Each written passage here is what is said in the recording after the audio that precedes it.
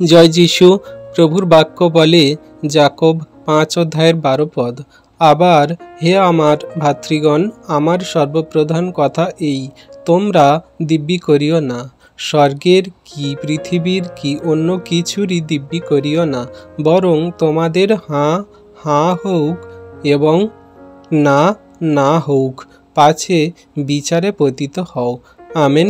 তাহলে বিশ্বাসী সন্তানরা এইখানে বাক্য কত সুন্দর রূপে আমাদেরকে জানিয়ে দিচ্ছে যে ভাতৃগণ, আমরা হলাম খ্রিস্টেতে থাকা বিশ্বাসী সন্তানরা। আমাদের আচরণ ব্যবহার খ্রিস্টেরই মতন হবে। আমাদের প্রভু যেটা করবেন বলেন সেটাই করেন, আর আমাদের প্রভু যেটা করবেন না বলেন সেটা করেন না। তাহলে আমাদের হ্যাঁ হ্যাঁ অবশ্যই হবে, আর না না অবশ্যই হবে। কারণ আমরা যদি কাউকে কথা দিই যে হ্যাঁ আমি তোমার বাড়িতে যাব, মানে সেখানে যেতেই হবে যে কোনোভাবেই। প্রভুর কাছে প্রার্থনা করো যে কোনো কারণে তুমি যেতে পারছো না বা কোনো কারণে বাধা সৃষ্টি হয়েছে, সেটা অন্য বিষয়, কিন্তু নিজ ইচ্ছাতে বা নিজের মনের তুমি চাহিদাতে যদি না যেতে চাও, না যাও, তাহলে কিন্তু এইখানে তুমি বিচারে পতিত হবে।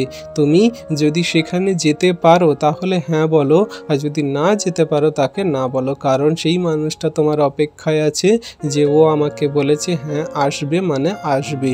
আর তুমি যদি সেই হ্যাঁ বলে যদি না করো, যদি না যাও, তাহলে তুমি বিচারে পতিত হবে।